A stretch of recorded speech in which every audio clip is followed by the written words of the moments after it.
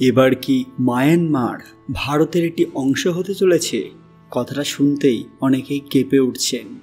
যদি মায়ানমার সত্যি ভারতের অংশ হয়ে যায় তবে এটি দক্ষিণ এশিয়ার ভূ রাজনীতিতে এক বিশাল পরিবর্তন বয়ে আনবে। ইতিহাসের পাতায় ফিরে তাকালে দেখা যায় ব্রিটিশ শাসনের সময় মিয়ানমার, যা বার্মা নামেও পরিচিত, একসময় ভারতীয় উপমহাদেশের অংশ ছিল এবং 1937 সালে এটি আলাদা করা হয়। বর্তমান সময়ে যদি মিয়ানমার ভারতের সঙ্গে একত্রিত হয় তাহলে এটি শুধু ভৌগোলিক বিস্তারের জন্য নয়, বরং কৌশলগত, অর্থনৈতিক এবং সামরিক দিক থেকেও বিরাট প্রভাব ফেলবে। ঠিক কোন কথা শোনা যাচ্ছে সবটাই জানাবো আজকের ভিডিওতে। তার আগে কমেন্ট বক্সে হর হর মহাদেব লিখতে ভুলবেন না। সকলকে আমাদের চ্যানেল পুরাণ কথায় স্বাগত। আজকে আপনারা জানবেন, তাহলে কি মায়ানমার হবে ভারতের রাজ্য? আপনাদের জন্য একটি দারুণ খুশির খবর। যারা ইউটিউবে নিজেদের কেরিয়ার গড়তে চান, যারা ভিডিওতে লক্ষ লক্ষ ভিউ অর্জন করতে চান, যারা কোটি কোটি সাবস্ক্রাইবার পেতে চান, তাদের জন্য নিয়ে এলাম একটি দারুণ কোর্স বলা ভুল, কয়েকটি টিউটোরিয়াল যা সম্পূর্ণ ফ্রি। এর জন্য আপনাদের কি করতে হবে? শুধু পুরাণ কথাকে যে সাবস্ক্রাইব করে রেখেছেন, আমাদের মেম্বারশিপটাও নিয়ে নিতে হবে। আমাদের পরিবারের আরও ক্লোজ অংশ হয়ে যেতে হবে। এর বদলে আপনারা কি পাবেন? আপনারা পাবেন এমন কিছু টিউটোরিয়াল, এমন কিছু বড় সিক্রেটস যা এর আগে কোনো ইউটিউবার তার সাবস্ক্রাইবারদের সঙ্গে আলোচনাই করেনি। এগুলো ইউজ করলেই মাত্র 1 সপ্তাহ থেকে 1 মাসের মধ্যেই আপনার সাবস্ক্রাইবার গেইন করবে। আপনারা নিজেই দেখতে পাবেন যে আপনার চ্যানেল কিরম দাঁড়িয়ে গেছে। ফলে নতুন ক্রিয়েটার্স এবং যারা ইউটিউবে আসবেন ভাবছেন, তারা দেরি না করে আমাদের চ্যানেলের মেম্বারশিপ এক্ষুনি নিয়ে নিন। আর সঙ্গে সঙ্গে পেয়ে যান কয়েকটি দারুণ টিউটোরিয়াল যা আপনাদের ইউটিউব ক্যারিয়ারে অনেক এগিয়ে যেতে সাহায্য করবে, এবং এগুলো সম্পূর্ণ বিনামূল্যে। ভিডিওতে এগোনোর আগে সবাই অবশ্যই আমাদের চ্যানেলটি সাবস্ক্রাইব করে নেবেন। মায়ানমার ভারতের উত্তর পূর্বাঞ্চলের রাজ্যগুলোর সঙ্গে সরাসরি যুক্ত হওয়ায় সেখানকার বিচ্ছিন্নতাবাদী গোষ্ঠীগুলোর ওপর ভারতের নিয়ন্ত্রণ আরও দৃঢ় হবে যদি মায়ানমার ভারতের অংশ হয়ে যায়, এমনটাই মনে করছেন অনেকে। সীমান্ত নিরাপত্তা বৃদ্ধি পাবে, যা সন্ত্রাসবাদ দমনে গুরুত্বপূর্ণ ভূমিকা রাখবে। বঙ্গোপসাগরের উপকূলে মিয়ানমারের গভীর সমুদ্র বন্দরগুলো ভারতের হাতে চলে এলে ভারত দক্ষিণ পূর্ব এশিয়ার বাণিজ্য পথে আরও শক্তিশালী অবস্থান তৈরি করতে পারবে। বিশেষ করে চীনের বেল্ট অ্যান্ড রোড ইনিশিয়েটিভ মোকাবেলায় এটি ভারতের জন্য বড় সুবিধা বয়ে আনবে।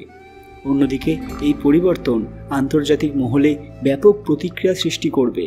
চীন নিশ্চিতভাবে এটি ভালোভাবে নেবে না, কারণ মায়ানমার তাদের কৌশলগত অংশীদার এবং অর্থনৈতিক দিক থেকে গুরুত্বপূর্ণ দেশ। চীন মায়ানমারে বহু বিনিয়োগ করেছে এবং সেখান থেকে বঙ্গোপসাগর পর্যন্ত করিডোর তৈরি করেছে, যা ভারতীয় নিয়ন্ত্রণে চলে গেলে তাদের স্বার্থ ক্ষতিগ্রস্ত হবে। বাংলাদেশও উদ্বিগ্ন হতে পারে, কারণ মায়ানমার সংযুক্ত হলে ভারতের সামরিক শক্তি এবং প্রভাব দক্ষিণ এশিয়ায় আরও বিস্তৃত অঞ্চলে ছড়িয়ে পড়বে। অন্যদিকে থাইল্যান্ড এবং অন্যান্য এশিয়ান দেশগুলো এটা কেমনভাবে দেখবে তা তাদের ভূ রাজনৈতিক অবস্থানের উপর নির্ভর করবে। ভারতের অভ্যন্তরীণ রাজনীতিতেও এর প্রভাব পড়বে।